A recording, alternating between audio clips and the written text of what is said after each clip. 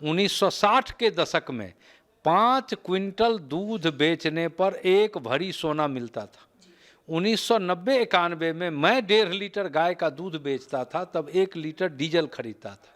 आज के तारीख में 2.5 लीटर गाय का दूध बेचेंगे तब 1 लीटर डीजल मिलेगा।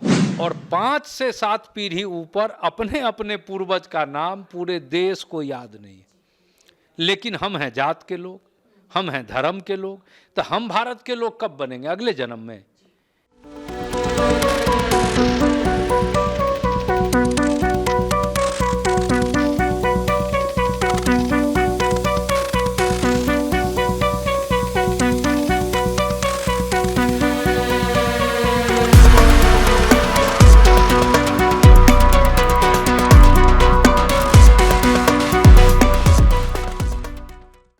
नमस्कार, फर्स्ट लुक बिहार में मैं निशा श्री आप तमाम दर्शकों का स्वागत करती हूं।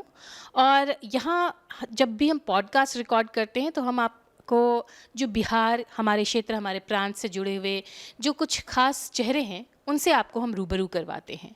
और आज हम आपको जिनसे मिलाने वाले हैं वो पशुओं के लिए एक संघ चलाते हैं, पशुपालक किसान संघ। और वो पशुपालक एक समाज जो है, समाज की तरह विकसित हो सके, ये उनका प्रयास है। उनका नाम है बैद्यनाथ चौधरी जी। बैद्यनाथ चौधरी जी, सबसे पहले आपका बहुत बहुत धन्यवाद आपका, आपके चैनल का। तो सबसे पहला सवाल मेरा आपसे यही रहेगा कि आखिर इस समय में जब लोग इतने आगे बढ़ रहे हैं, हर कोई अपनी तरक्की चाहता है, अपना नाम चाहता है, ऐसे में पशुओं से के प्रति आपका रुझान कैसे हुआ? और फिर पशुपालक समाज के प्रति आपका उद्देश्य क्या है, आपकी मंशा क्या? मंशा ये है कि देखिए, मानव सभ्यता के विकास में पशुपालक और पशु नहीं होता, दूध नहीं होता, तो मानव सभ्यता का विकास नहीं होता। जब एग्रीकल्चर की शुरुआत नहीं हुई थी तब भी न्यू पाषाण काल से एग्रीकल्चर की कृषि के शुरुआत की बात हम जानते हैं। तो ओल्ड पाषाण काल में आखिर लोग कैसे जीते थे? तो ओल्ड पाषाण काल में भी दूध ही, बच्चा कोई जन्म लेता उसको दूध चाहिए, और आज के आधुनिक काल में भी दूध ही चाहिए। फिर तो इसके उत्पादन में, संवर्धन में, संरक्षण में दिक्कत कहाँ है कि जो पशुपालन करते 1960 के दशक में 5 क्विंटल दूध बेचने पर 1 भरी सोना मिलता था। 1990-91 में मैं 1.5 लीटर गाय का दूध बेचता था, तब 1 लीटर डीजल खरीदता था। आज के तारीख में 2.5 लीटर गाय का दूध बेचेंगे तब 1 लीटर डीजल मिलेगा, और 30 क्विंटल दूध बेचेंगे तब 1 भरी सोना मिलेगा। तब पशुपालकों के चेहरे पर लाली कैसे आएगी? और सबसे जो मूल है कि भारत में संविधान लागू है। संविधान के प्रस्तावना का पहला लाइन है, हम भारत के लोग। और 5 से 7 पीढ़ी ऊपर अपने अपने पूर्वज का नाम पूरे देश को याद नहीं है। लेकिन हम हैं जात के लोग, हम हैं धर्म के लोग, तो हम भारत के लोग कब बनेंगे? अगले जन्म में। इसीलिए किसान कहने से बिहार में 7 जात का बोध होता है। भूमिहार, ब्राह्मण, राजपूत, लाला, यादव, कुर्मी, कुशवाहा। किसी पंचायत में आप चले जाइए, आपका भी कोई गांव में पंचायत होगा, उस पंचायत का जो क्षेत्रफल है उसमें 68 से 70% जमीन का मालिकाना हक इसी 7 जात के पास है। तो जिसको जमीन नहीं है वो मजदूर है। तो आज़ादी के 80 बरस के बाद किसी का परिचय ही आप कराइए कि ये मजदूर के प्रतिनिधि है, तो ये सम्मानजनक बात नहीं है और संविधान के प्रस्तावना के प्रतिकूल बात है। इसीलिए हमने तय किया और गांव-गांव इसी के लिए जाकर के लोगों से निवेदन कर रहे हैं कि ना जातिगत नारों से, ना धार्मिक जय जयकारों से हो काम से पहचान, तब मिले काम का लाभकारी दाम और सम्मान। मिले दूध और कृषि उत्पाद, गेहूं, धान, मक्का, गन्ना, मसूर का भी लाभकारी दाम, और गोबर उठाने वालों का भी हो सम्मान। यही है इस अभियान का पैगाम, और तभी घर घर पहुंचेगा खुशहाली का पैगाम। ये आपका पूरा उद्देश्य है और बड़े सुंदर तरीके से आपने इसको एकदम काव्यात्मक ढंग से जो है वो लोगों तक समझाया है। लेकिन कोई भी जो उद्देश्य इंसान का बनता है वो एक दिन में नहीं बनता, उसके पीछे कुछ इतिहास होता है। आपके रहन सहन, आपके बचपन में कुछ ऐसी घटनाएं घटी होंगी, आपने इस तरह के परिवेश में आप पले बड़े होंगे कि आपको इस तरह का रुझान आपके मन में आया। तो इसके बारे में हमारे दर्शकों को बताएं। सबसे बड़ी बात आपने सवाल किया। मेरा जब बचपन था तो मेरे पिताजी पशुपालन करते थे और छोटे किसान थे, 2-2.5 बीघा ज़मीन जोतते थे, तो अपने खेत में भी मजदूरी करते थे और गाय भैंस पालते थे। तो हम बचपन की बात है, तो हमारे चचा नौकरी में थे, एक व्यवसाय में थे, तो वो लोग जब गांव में पहले घूड़ा लगता था तो घूड़ा के नज़दीक बैठते तो हमारे पिताजी कोई बात बोलते तो और लोग उनको कहते कि आप गाय भैंस चराइए, आप लोग नहीं समझिएगा इस बात को। तो ये बात बचपन से ही मुझको चुभता था कि मेरे पिताजी पशुपालन करने के कारण अपमानित होते थे। तो इसीलिए हमने तय किया कि जब जहाँ कहीं भी जाते हैं, जब कोई ट्रेन में बस में पूछता है कि भाई साहब आप क्या करते हैं, तो मैं बताता हूँ कि मैं गोबर उठाता हूँ, मैं पशुपालन करता हूँ। और वहीं से फिर बात शुरू होती है, क्योंकि पशुपालन नहीं होगा, आज सर्व अच्छे लोग, बड़े लोग, जितने संपन्न लोग हैं, सबको चाय चाहिए। सुबह में सो के उठेंगे तो चाय चाहिए, फिर किसी को लस्सी चाहिए, किसी को छाछ चाहिए, किसी को दूध चाहिए, किसी को दही चाहिए, कोई पनीर पकौड़ा बनाएगा, कोई पनीर चिली बनाएगा, कोई पनीर मसाला बनाएगा, कोई टोस्ट में बटर मिला मिला के खाएगा। तो ये आएगा कहाँ से?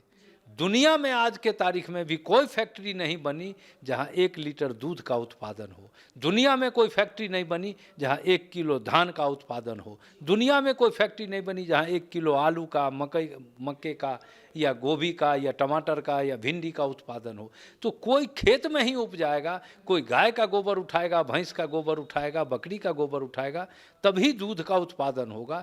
तो इस काम में जो लोग पसीना बहाते हैं उसके चेहरे पर भी लाली आए, उसके बाल बच्चों की भी खुशहाली आए। इसीलिए इस अभियान को, चूँकि हम भी उससे जुड़े हुए हैं, तो इस काम को आगे बढ़ा रहे हैं। तो इस तरह से आपके मन में ये रुझान आया कि ये जो काम है वो होते रहना चाहिए। अभी आपका उद्देश्य आगे क्या है? क्योंकि मैंने आपके बारे में अगर जब डेटा इकट्ठा कर रही थी तो कुछ जानने की कोशिश की, तो अभी भी आप ट्रेनों और बस के माध्यम से अलग-अलग प्रांतों में, अलग-अलग गाँव में जाते रहते हैं। अभी कल ही आप चंपारण होते हुए मुज़फ़्फ़रपुर आज यहाँ पर पहुँचे हैं। तो हर जगह यात्रा करके और इस तरह से अपने संदेश को पहुँचाकर आप किस लक्ष्य तक पहुँचना चाहते हैं? सीधा लक्ष्य है। देश में संविधान लागू है, लेकिन देश में संविधान का राज स्थापित नहीं है। देश में गिरोह का राज स्थापित है। जैसे ही हम किसी पार्टी की सदस्यता धारण करेंगे तो हमारा नागरिक धर्म सस्पेंड हो जाएगा। अब हम इस देश के नागरिक नहीं रहे, अब हम उस गिरोह के आदमी हो गए। गांव में आप जाइए, एक टोले में जाएंगे तो एक गिरोह का साटा गछे हुए हैं, दूसरे टोले में जाएंगे तो दूसरे गिरोह का साटा गछे होंगे। एक गिरोह वाले दूसरे गिरोह वाले को जैसे देखेंगे कि बस क्या स्थिति होगा, ये कहीं चाय दुकान पर स्टेशन के बाहर चले जाइए, आपको दृश्य समझ में आएगा। लेकिन ये जिस गिरोह का जो साटा गछे हुए हैं, वो अपने आकाओं के सामने जब खड़े होते हैं तब वहाँ मुंह छिपा के खड़ा होते हैं, कोई सवाल नहीं कर सकते। तो ये अभियान है कि इंडिपेंडेंट रूप से लोग असेंबली और पार्लियामेंट जाना प्रारंभ करें। मैं इसलिए जागरण कर रहा हूँ कि पशुपालक समाज खड़ा हो। और हम लोग 21 दिसंबर को समस्तीपुर के यूएन पैलेस में एक बड़ा आयोजन कर रहे हैं। कई जिलों के लोगों को मैंने आमंत्रित किया है और कई जिले के लोग उसमें भागीदार भी बनेंगे और वहाँ बैठ के तय करेंगे कि पूरे उत्तर बिहार का हार्ट है ये मुजफ्फरपुर, तिरहुत। तो तिरहुत के इस धरती से स्वतंत्र रूप से पार्लियामेंट कैसे पहुँचाएं लोगों को, जाना किनको है, ये यहाँ के लोग बैठ के तय करेंगे, उसमें हमारी कोई भूमिका नहीं। लेकिन मुजफ्फरपुर एक प्रयोग स्थली के रूप में कि तिरहुत से शंखनाद हो, इस तिरहुत की इस उर्वरा धरती से शंखनाद हो, लोकतंत्र को स्थापित करने की दिशा में, और अन्य क्षेत्रों में जहां लोग खड़े हों वहां असेंबली की तैयारी करें। पार्लियामेंट के रूप में केवल एक पूरे बिहार में तिरहुत को हमने चिन्हित करने का प्रस्ताव दिया है, कई लोगों की सहमति है। 21 तारीख को इस पर निर्णय होना है। निर्णय हो जाएगा तो फिर उस दिशा में गांव-गांव जाएंगे और लगेंगे। तो ये आपने बड़ी खूबसूरत बात कही कि आप जो पशुपालक हैं उनका प्रतिनिधित्व पहुंचाना चाहते हैं संसद विधानसभा यानी जो सरकार का सर्वोच्च जो कार्यस्थल है वहाँ तक पहुँचाना चाहते हैं, और इसके लिए आप लगातार जो है वो प्रयास पे जुड़े हुए हैं। अभी जो हमारे दर्शक देख रहे होंगे इस कार्यक्रम को, उनको आप हमारे चैनल के माध्यम से क्या संदेश देना चाहते हैं कि अगर वो भी आपके, क्योंकि हर व्यक्ति अगर सोचे जिस तरह की बातें आप सोच रहे हैं, लेकिन हर कोई इम्प्लीमेंट नहीं कर पाता जिस तरह से आप कर पा रहे हैं, तो ऐसे दर्शक जो इससे जुड़ना चाहते हो आपकी इस अभियान से, वो क्या करें? नहीं, इस अभियान से जुड़ने के लिए कहीं भी जहाँ जो बैठक, मेरा एक मोबाइल नंबर है 7762858399। व्हाट्सएप भी इसी नंबर पर है, कोई मैसेज कर सकते हैं। और जहाँ लोग संगठित होकर के बैठेंगे, मुझको बुलाएंगे तो मैं वहाँ जाऊँगा। और यही मेरे जीवन का लक्ष्य और उद्देश्य है कि पशुपालक समाज खड़ा हो, कि जब 5 से 7 पीढ़ी ऊपर अपने ही पूर्वज का नाम नहीं है और हम जात के कारण परेशान हो रहे हैं, लड़ाई कर रहे हैं, विवाद कर रहे हैं, तो लोकतंत्र स्थापित हो। कबीर के सपनों का भारत, पशुपालक किसान सेवा संघ में 2 ही तस्वीर मैं लगाता हूँ। एक तरफ तस्वीर लगता है कबीर साहब का और दूसरे तरफ तस्वीर लगता है भारत के संविधान का। कबीर इस देश के फैक्ट हैं, यथार्थ हैं। क्यों लगाते हैं तो एक जानकारी मैं बता दूं कि कबीर ने हिंदुओं के लिए भी, मुसलमानों के लिए भी, सबके लिए खरी खरी बात कही। तो कबीर फैक्ट हैं और देश, समाज, परिवार चलेगा एक्ट से।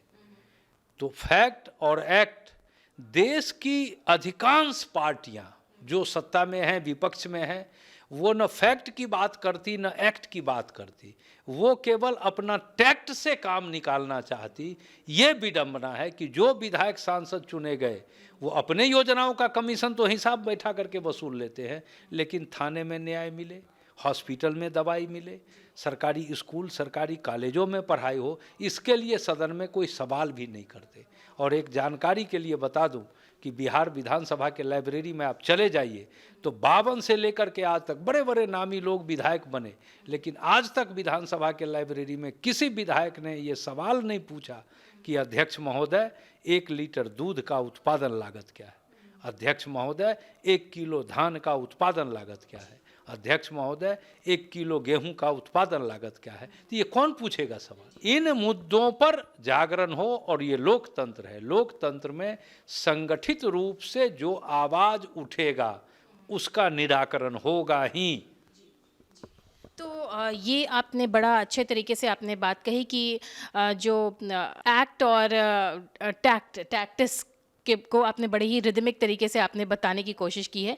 और ये जो आपका उद्देश्य है कि किस तरह से जो है किसान और पशुपालकों की आवाज़ को इस बुलंदी तक पहुंचाना कि हर एक व्यक्ति इसके प्रति जागरूक हो सके, इन तमाम बातों को हमारे साथ साझा करने के लिए, और 21 तारीख को आप जो समस्तीपुर में जो आप कार्यक्रम करने वाले हैं उसके बारे में हमारे चैनल के माध्यम से लोगों को जानकारी देने के लिए बहुत बहुत धन्यवाद। तो ये थे हमारे साथ बैद्यनाथ चौधरी जी, जो कि आप देख रहे हैं कि वो पशुपालक और किसानों के जो संघ को उन्होंने बनाया है, और उन्हीं को जागरूक करने के और उनको एकजुट करके एक नए मुकाम तक जोड़ने के लिए वो पूरी तरह से संघर्षरत हैं, प्रयासरत हैं, और इसी तरह से ये अपने काम को आगे बढ़ाते रहेंगे। आगामी 21 दिसंबर को जो एक समस्तीपुर में एक कार्यक्रम करने वाले हैं, उसमें ज़्यादा से ज़्यादा लोग उसमें शामिल होकर के इनकी विचारधाराओं को सुन सकते हैं, जान सकते हैं और जुड़ सकते हैं। तो अभी के लिए हमें दीजिए इजाज़त। आप बने रहिए हमारे साथ। आप देख रहे थे फर्स्ट लुक बिहार। धन्यवाद।